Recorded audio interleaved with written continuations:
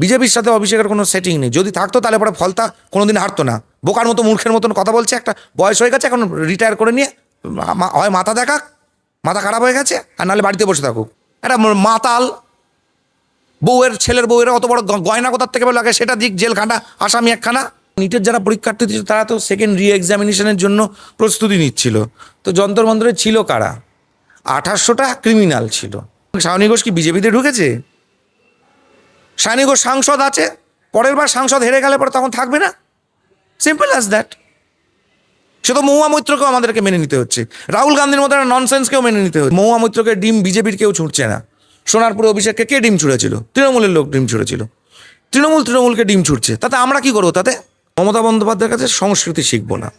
মমতা বন্দ্যোপাধ্যায়ের যে পরিবারে বাবুন ব্যানার্জি থেকে আরম্ভ করে এসব ভাই বোনগুলো এক একটা পিস জন্মেছে, এদের কাছ থেকে সংস্কৃতি শিখবো না। ইভিএম কিভাবে হ্যাক করা যায় সেটা দেখিয়ে দিক। আগে ইভিএম কিভাবে হ্যাক করা যায়। ইলেকশন কমিশন তো বসেছিল 7 দিন ইভিএম নিয়ে, যে আপনারা যে কাউকে নিয়ে এসে আমাদেরকে দেখান কিভাবে হয় ব্যাপারটা, আমরাও জানতে চাই। সেটা এখনো পৌঁছতে পারেনি। তো এই ধরনের নিয়ে আবার রাহুল গান্ধী কি বলবে? দাদা, এই মুহূর্তে আমরা যেটা দেখতে পাচ্ছি যে অভিষেক বন্দ্যোপাধ্যায় যে চোখের ডাক্তার দেখানোর জন্য বিদেশ যাত্রা, সেই নিয়ে কিন্তু হাইকোর্ট সম্পূর্ণ, সুপ্রিম কোর্টও খারিজ করে দিয়েছে, হাইকোর্টও না করে দিয়েছে। তারপরও মদন মিত্র কিন্তু একটা বিস্ফোরক মন্তব্য করেছেন। উনি বলছেন যে এই যে অভিষেক বন্দ্যোপাধ্যায়, তিনি বিদেশ যাত্রা করার জন্য বিজেপির সাথে ভেতরে ভেতরে একটা সেটিং করছে। তো কোর্ট যেখানে রায় দিয়ে দিয়েছে যে যেতে পারবে না, বাইরে যেতে পারবে না, তাহলে সেটিংটা কার সাথে করছে, কে করছে? তো মদন মিত্র এতদিন ধরে মুখ বুজে বসেছিল কেন? মদন মিত্র নিজের কনস্টিটিউয়েন্সিতে আনোয়ার খানকে নিয়ে কথা বলুক। সিপিএমের আনোয়ার খানকে নিয়ে মদন মিত্র কি করলো? সিপিএমের আমলে যে আনোয়ার খানের গঙ্গার ঘাটে একটা জায়গা ছিল, যেখানে মানুষকে কুচি কুচি করে কুপিয়ে ছোট ছোট মাংসের টুকরো করে সেটা ভ্যাটে ফেলে দেওয়া হতো, আর রক্তটা গঙ্গা দিয়ে বয়ে যেত। আনোয়ার খানের কি অ্যাকশন নিয়েছে? কামারহাটিতে দিনের পর দিন বোমা, এই যে বোম টেস্টিং ফ্যাক্টরিগুলো কামারহাটিতে আছে, এগুলো নিয়ে মদন মিত্র কথা বলুক। মমতা বন্দ্যোপাধ্যায়ের আমলে নাকি ভর্তি করাতে পারতো না পিজি হসপিটালে, আর সিপিএমের আমলে পারতো। রাত্রি হলে পরেই চলে আসছে অনলাইন হয়ে মদন মিত্র লাইভ বলছি। তো এই বোকা বোকা কথাগুলো, এই বোকা বোকা কাজগুলো যেগুলো করতো, সেগুলো জাস্টিফাই করুক। বিজেপির সাথে অভিষেকের কোনো সেটিং নেই। যদি থাকতো তাহলে পরে ফলতা কোনোদিন হারতো না। বোকার মতো মূর্খের মতন কথা বলছে, একটা বয়স হয়ে গেছে, এখন রিটায়ার করে নিয়ে হয় মাথা দেখাক, মাথা খারাপ হয়ে গেছে, আর নাহলে বাড়িতে বসে থাকুক। কিন্তু কোনো দিক থেকে কি আপনার মনে হয় যে বিজেপি এইভাবে অভিষেককে সাহায্য করতে পারে? আচ্ছা, বিজেপি পশ্চিমবঙ্গে ক্ষমতায় এসছে, এসব বোকা বোকা প্রশ্নই বা উঠবে কেন? অভিষেককে সাহায্য করার থাকলে পরে কোনোদিন অভিষেক হেরে যেত? অভিষেক হারাতো কখনো কেউ? বোকার মতো উল্টোপাল্টা কথা বলে যাচ্ছে, নিজেদের কোনো স্ট্যান্ড পয়েন্ট নেই জীবনে। একটা মাতাল বউয়ের ছেলের বউয়ের অত বড় গয়না কোথার থেকে লাগে, সেটা দিক জেলখানা, আসামি একখানা। অন্যদিকে আমরা দেখছি যে শতাব্দী থেকে রচনা বন্দ্যোপাধ্যায় এবং সায়নী ঘোষ বিশেষ করে, তারা কিন্তু প্রধানমন্ত্রীর ব্রেকফাস্টে নিমন্ত্রিত, এবং সেখানে প্রধানমন্ত্রীর সাথে তাদের একটা ছবি বেশ ভাইরাল হয়েছে হাসি মুখে। এই বিষয়গুলোকে আপনি কিভাবে? দেশের সাংসদ ভারতবর্ষের প্রধানমন্ত্রীর সঙ্গে দেখা করবে। সে রাহুল গান্ধীও গিয়ে জড়িয়ে ধরেছিল, গলা জড়িয়ে, সেটাও সবাই দেখেছে। অপারেশন সিঁদুরের সময় সমস্ত পার্লামেন্টারিয়ানদের বিদেশের বিভিন্ন জায়গায় পাঠানো হয়েছিল। রাজনীতির জায়গায় থাকবে, রাজনীতির সঙ্গে নো কম্প্রোমাইজ। থাকলে পরে মমতা বন্দ্যোপাধ্যায় জিততো 26-এ, অন্য কেউ জিততো না। সায়নীর যাদবপুরে কতগুলো সিট, সোনারপুর উত্তর হেরেছে, সোনারপুর দক্ষিণ হেরেছে, যাদবপুর হেরেছে, টালিগঞ্জ হেরেছে। আর কি চাই? যেগুলো যবনালয়, যবন অধ্যুষিত, সেগুলো জিততে পারেনি বিজেপি, যেখানে ফেক ভোটার বসিয়ে রেখে দিয়েছে। সায়নী ঘোষকে মানা যাচ্ছে না তো? তো সায়নী ঘোষ কি বিজেপিতে ঢুকেছে? সায়নী ঘোষ সাংসদ আছে, পরের বার সাংসদ হেরে গেলে পরে তখন থাকবে না, সিম্পল অ্যাজ দ্যাট। সে তো মহুয়া মৈত্রকেও আমাদেরকে মেনে নিতে হচ্ছে, রাহুল গান্ধীর মতো একটা ননসেন্সকেও মেনে নিতে হচ্ছে। তাহলে অন্যদিকে মহুয়া মৈত্র ডিম থেরাপির ভয়ে কোর্টে হাজিরা দিতে পারছেন না। তো সুপ্রিম কোর্ট তো বলেই দিয়েছে, স্বাধীনতা সংগ্রামীরা বুকের মধ্যে গুলি খেয়েছেন, উনি ডিম খেতে ভয় পাচ্ছেন। ওই যে পঞ্চায়েত মন্ত্রী, তো মাফ করবেন, কৃষিমন্ত্রী রেড করেছিল, তো গিয়েছিল তো 24 একর জমি যেটা নিয়েছিল কৃষি কাজ করার জন্য, সেখানে তো নিজের ডাক নাম মেঘনা হচ্ছে ওর ডাক নাম। মেঘনা পার্ক নামে একটা অ্যামিউজমেন্ট পার্ক খুলে রেখেছে করিমপুরে। কোথার থেকে? এগুলো নিয়ে ধরা পড়বে তো, টানা হবে তো এগুলো নিয়ে, তখন তো যেতেই হবে। যেতে পারছি না মানেটা কি? বড় বড় লেকচারবাজি, বাতেলবাজি মারছে যে আমাকে ডিম ছুড়ুক, যাই ছুড়ুক। কেনই বা ওকে ডিম ছুড়বে? ওকে কৃষ্ণনগরের লোক ওকে কেন ডিম ছুড়বে? জগদ্ধাত্রীর সাং বন্ধ করে দিতে চেয়েছিল। কৃষ্ণনগরের দিকে আমি কৃষ্ণনগরকে গ্রাহ্য করি না। কিন্তু তাদেরই দাবি যে একদিকে সায়নী ঘোষদের মতো তাদেরকে একরকম ব্যবহার করছে বিজেপি, এবং মহুয়া মৈত্র তাদেরকে একরকম ব্যবহার। কোনো আলাদা কিচ্ছু ব্যবহার হচ্ছে না, ব্যবহার সব একরকমই হচ্ছে, সব ব্যবহার একরকম হচ্ছে। আমাদের মহুয়া মৈত্রকে ডিম বিজেপির কেউ ছুটছে না। সোনারপুরে অভিষেককে কে ডিম ছুঁড়েছিল? তৃণমূলের লোক ডিম ছুঁড়েছিল। তৃণমূলকে ডিম ছুটছে, তাতে আমরা কি করবো? তাতে ওরা নিজেদের লোকের হাত থেকে ডিম কেন খাচ্ছে তার জবাব দিন নিজেদের লোকের কাছে করুক। অন্যদিকে দেখা যাচ্ছে মাইক, যে আজানের মাইক বন্ধ করা হচ্ছে, এবং সেক্ষেত্রে কিন্তু আরেকটা প্রশ্ন উঠছে যে আজানের মাইক যদি বন্ধ করা হয় তাহলে অষ্টপ্রহর হরিনাম সংকীর্তন, তাতেও তো শব্দ দূষণ হয়। মন্দিরের মাইকও নামিয়ে দেওয়া হচ্ছে। পুরো কমপ্লিট খবরটা বলুন। কান ঝালাপাড়ে শ্রমিকদার বক্তব্য দেখান। শ্রমিকদা পরিষ্কার ভাষায় বলে দিয়েছে, সারা রাত ধরে ডিজে বাজানো, 44খানা মাইক লাগিয়ে প্রোগ্রাম করা, এগুলো প্রকাশ্যে পুলিশকে বলেছে আপনারা এগুলো দেখুন, এগুলো বন্ধ করুন, এগুলো করতে দেবেন না। তাহলে আর কি চাই? আর আজান যদি মসজিদে যারা, আরও পরিষ্কার কথা বলে দিচ্ছে, মসজিদে মাইক লাগিয়ে আজান দিতে হলে পরে 23% জনসংখ্যা 26% জমি নিয়ে আলাদা হয়ে গেছে। মসজিদে মাইক লাগিয়ে আজান দেবে বলেই 26% মানুষ, 26% জমি নিয়ে 23% লোক আলাদা হয়ে গেছে। সেখানে গিয়ে আজান দিক, মসজিদে মাইক লাগাক। ভারতবর্ষে মাইক লাগানোর জন্য ভারতবর্ষ পার্টিশন হয়নি, ধর্মের ভিত্তিতে পার্টিশন হয়েছে। সব মাইক লাগাবে বলে, 3 তালাক করবে বলে, হ্যাঁ, গন্ডা গন্ডা বাচ্চা পয়দা করবে বলে, জঙ্গিগিরি করবে বলে আলাদা হয়ে গেছে। 26% জমি নিয়ে 23% জনসংখ্যা। যদি মনে হয় এখানে করা যাচ্ছে না, পরিষ্কার যে 26% জমি আলাদা করে নিচ্ছে সেখানে চলে যাক। মমতা বন্দ্যোপাধ্যায় লাইভে এসে বলছেন যে বিজেপি একটা দল নাকি, না সংস্কৃতির স আছে না রাজনীতির র আছে। মমতা বন্দ্যোপাধ্যায় তো বিরাট সংস্কৃতি আছে, শুধু মমতা বন্দ্যোপাধ্যায়ের কবিতার বইগুলো দেখলেই পড়া যায়। মমতা বন্দ্যোপাধ্যায়ের কাছে সংস্কৃতি শিখবো না। মমতা বন্দ্যোপাধ্যায়ের যে পরিবারে বাবুন ব্যানার্জি থেকে আরম্ভ করে এসব ভাই বোনগুলো এক একটা পিস জন্মেছে, এদের কাছ থেকে সংস্কৃতি শিখবো না। ওদের সংস্কৃতিটা আমাদের নেই। ওই কালীঘাটের খালপাড়ের সংস্কৃতি, ওই কালীঘাটের খালের ওপারের সংস্কৃতিটা ওদের পরিবার, ওদের ব্যাপার। আমাদের ওই সংস্কৃতি আমরা কোনোদিনও নেব না। ওনার যে এখন যে মন্ত্রীর পদ চলে যাওয়ার পর ওনার সংসারটা চলছে কিন্তু ওনার বই বিক্রির টাকা।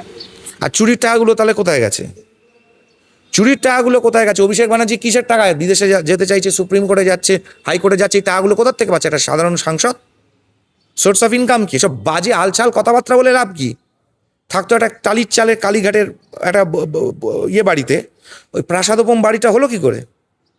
এই অত বিশাল বড় মমতা ব্যানার্জির বাড়িটা কোনোদিন নিয়ে যাবেন তো, ক্যামেরাটা নিয়ে দেখুন তো মমতা ব্যানার্জির প্রত্যেকটা ঘর, পুরো জায়গাটা ঘুরিয়ে দেখাতো আগে, দেখায় কিনা কোনো দিন? কোন টাকা দিয়ে তৈরি হচ্ছে এগুলো? কাদের বাড়ি? গোটা বাড়িটা কাশ্মীরে বেড়াতে গেছিল ওই পাড়ায়, 2টো বাড়ি পরে মমতা ব্যানার্জি, 2টো বাড়ি পরে কাশ্মীরে বেড়াতে গেছিল, 14 দিন পরে বাড়িতে দেখলো বাড়িটা নেই, কয়েকটা পিলার দাঁড়িয়ে আছে। মমতা ব্যানার্জির কোন ভাইয়ের নামে FIR করতে পুলিশকে নির্দেশ দিয়েছিল? এসব আলতু ফালতু কথা বলছে যে রয়্যালটির টাকায় পয়সা চলে। চোর গোটা পার্টিটা একখানা।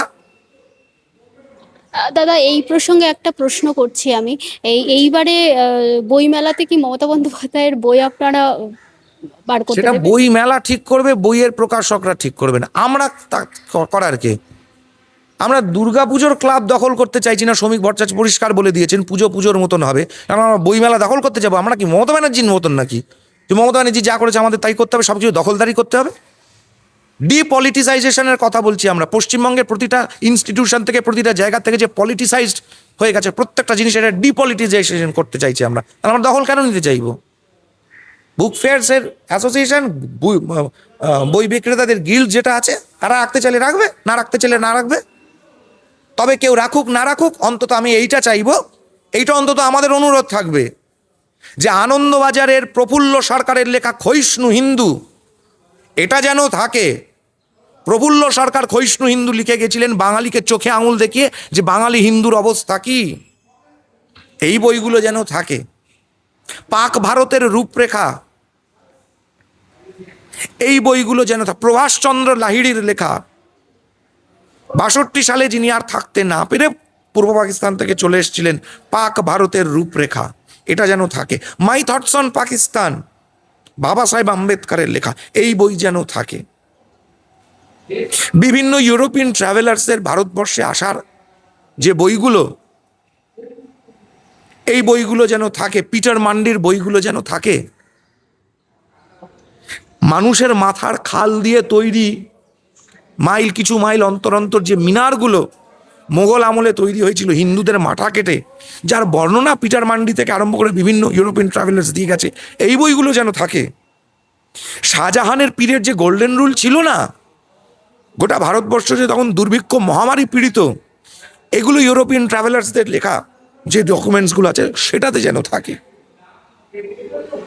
তাজমহল কার তৈরি, কার বিবরণ, কখন রিপেয়ার হচ্ছে, এর ডিটেলস বিবরণ যে সমস্ত ইউরোপিয়ান ট্রাভেলার্সদের বইতে দেওয়া আছে, তাদের বইগুলো যেন বইমেলায় থাকে।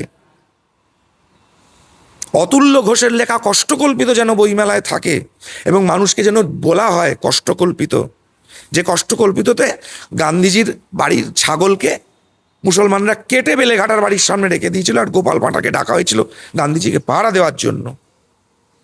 এগুলো যেন লেখা, এই বইগুলো যেন থাকে।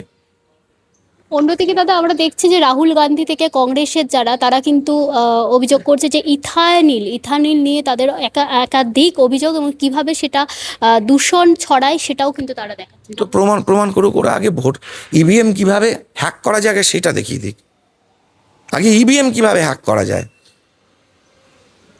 ইলেকশন কমিশন তো বসেছিল 7 দিন ইভিএম নিয়ে, যে আপনারা যে কাউকে নিয়ে এসে আমাদেরকে দেখান কিভাবে হয় ব্যাপারটা, আমরাও জানতে চাই। সেটা এখনো পৌঁছতে পারেনি। তো ইথানল নিয়ে আবার রাহুল গান্ধী কি বলবে? যে নিজের মাইক বন্ধ করে বলছে মাইকটা অফ আছে, নিজে হাতে নিজের মাইক বন্ধ করে দিল, ভিডিও দেখেছে তো সবাই।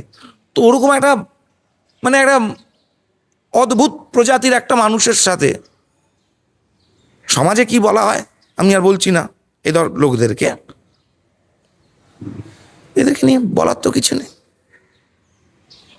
বলা হচ্ছে, মমতা বন্দ্যোপাধ্যায় বলছে এবং কংগ্রেস বলছে যে 2029-এ কিন্তু দিল্লির মসনদ একেবারে নড়ে যাবে এবং সেখানে রাহুল গান্ধী প্রধানমন্ত্রী হবে। ও তো নড়ে যাচ্ছে, 14 সাল থেকে নড়ে যাচ্ছে, 14 সালের নির্বাচন থেকে নড়ে যাচ্ছে। নড়তে নড়তে নড়তে নড়তে তো থাইল্যান্ড চলে গেছে একজন, নড়তে নড়তে তো গোটা পার্টি হয়ে গেছে। 7,500 কোটি স্টুডেন্ট এফেক্টেড হয়েছে।